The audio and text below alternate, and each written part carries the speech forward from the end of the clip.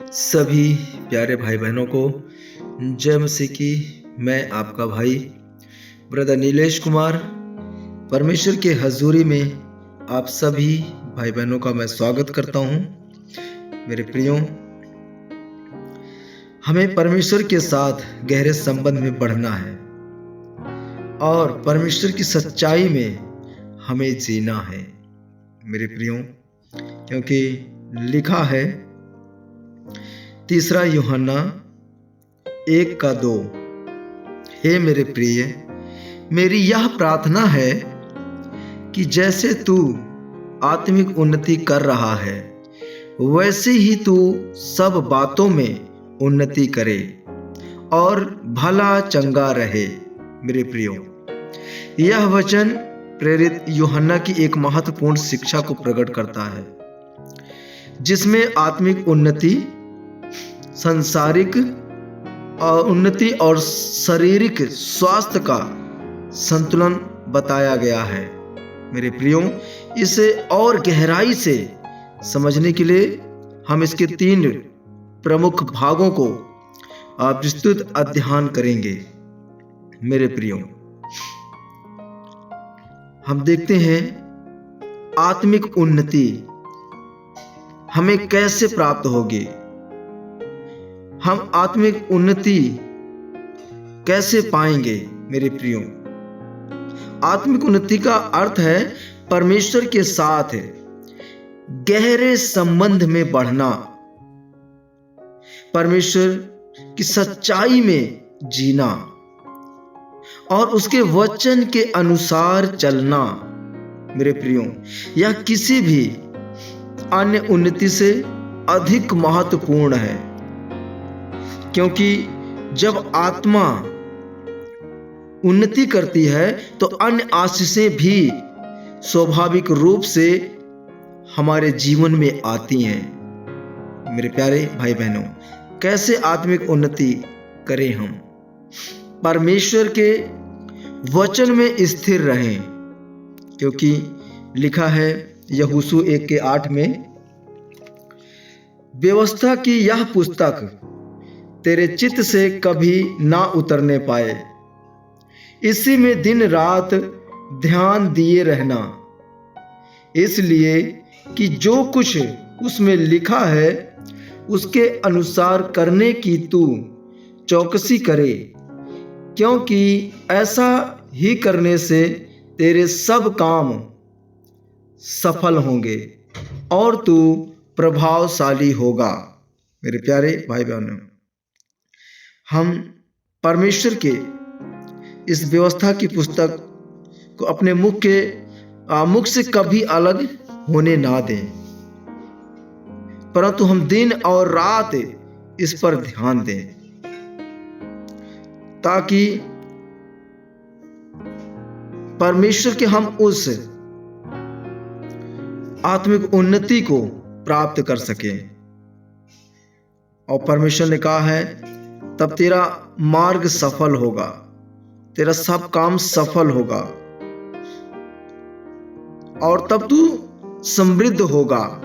मेरे प्यारे भाई बहनों, प्रार्थना का जीवन मजबूत करें, क्योंकि लिखा थिस्सलुनीकियों में 1 थिस्सलुनीकियों 5:17 में, निरंतर प्रार्थना में लगे रहें। मेरे प्यारे भाई बहनों, परमेश्वर चाहता है कि हम आत्मिक उन्नति करें और उसके लिए परमेश्वर ने कहा है निरंतर प्रार्थना में लगे रहो।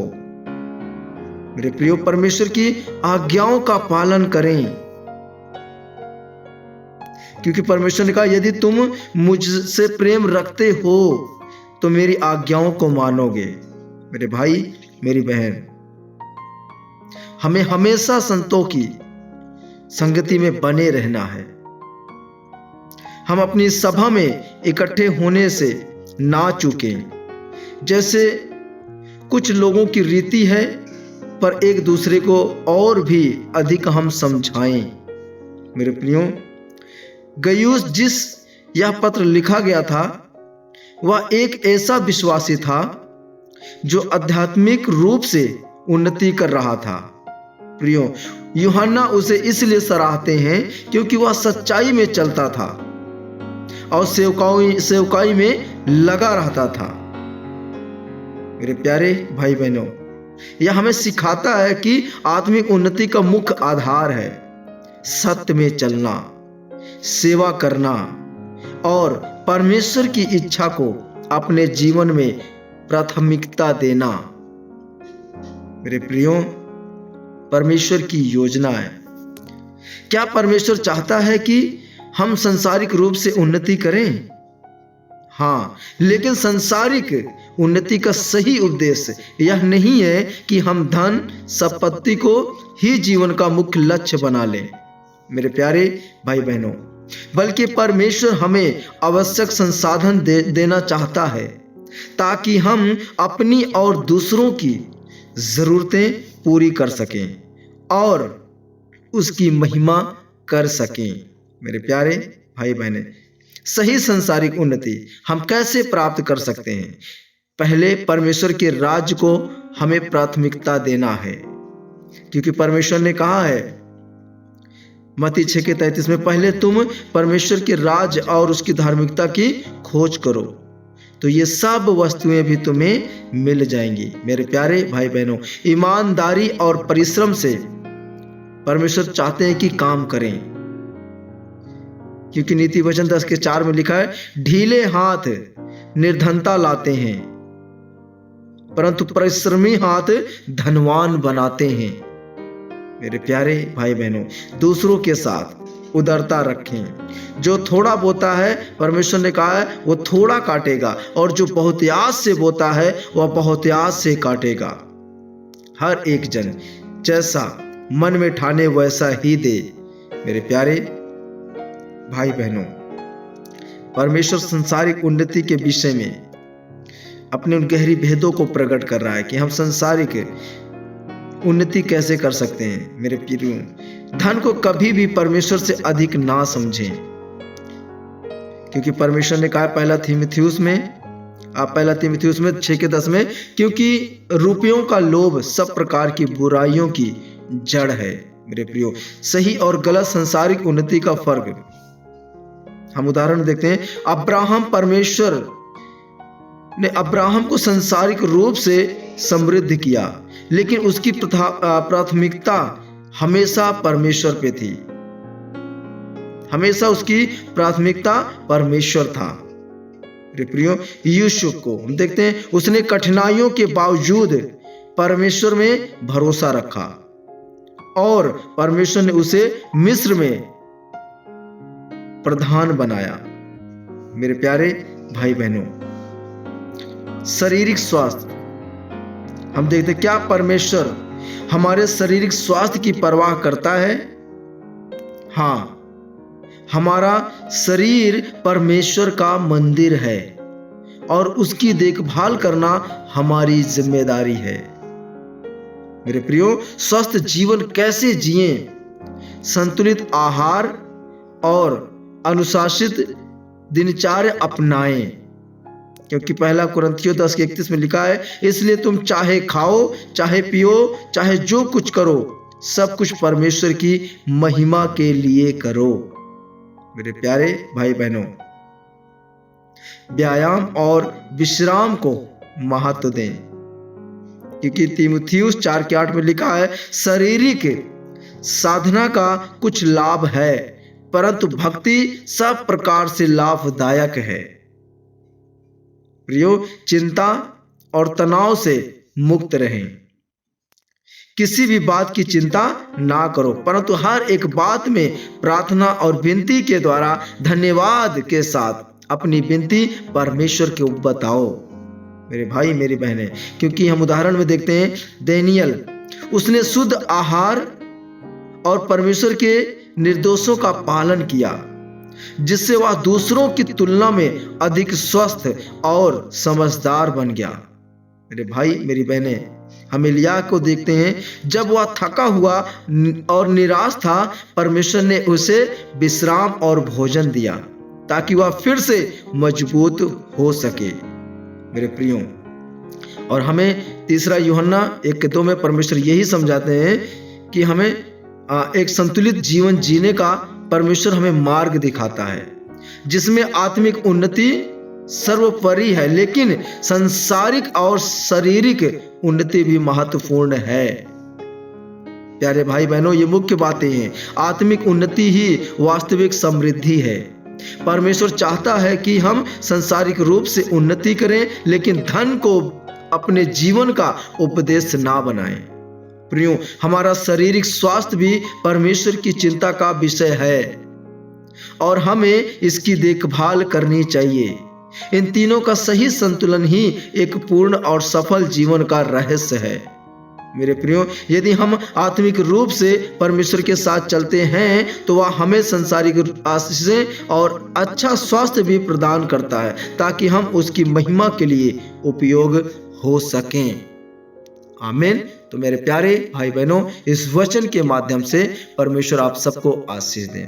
मैं प्रार्थना करता हूं कि हे मेरे पिता, हे मेरे परमेश्वर, हम आपसे प्रेम करते हैं। आप हमारे बल हैं, आप हमारे चट्टान है, आप हमारे शरण स्थान हैं। प्रभु जी, हम उन सभी भाई बहनों के लिए प्रार्थना करते हैं जो प्यारे पिता पवित्र आत्मा से भरना चाहते हैं, जो आत्मिक उन्नति करना चाहते हैं।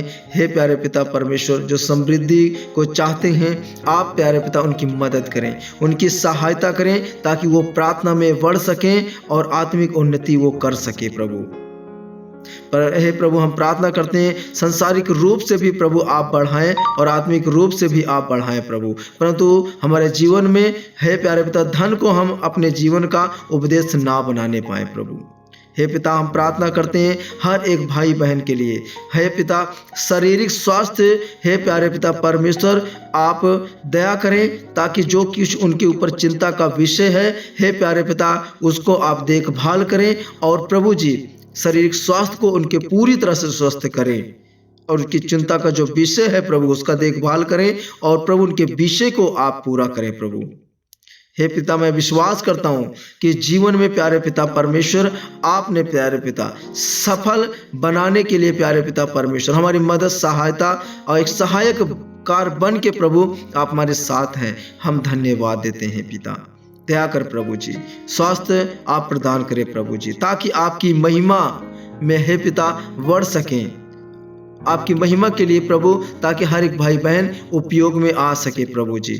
और मेरा विश्वास है कि ये सब कुछ प्रभु आपके ही द्वारा हो सकता है। और मेरा विश्वास है कि आपने दया किया, आपने अनुग्रह किया हर एक भाई बहन को आज के इस वचन के द्वारा प्रभु जी आपने प्यारे पिता आशीष दिया। हम धन्यवाद देते हैं प्रभु जी, धन्यवाद देते हैं प्यारे पिता परमेश्वर, धन्यवाद देते हैं प्रभु।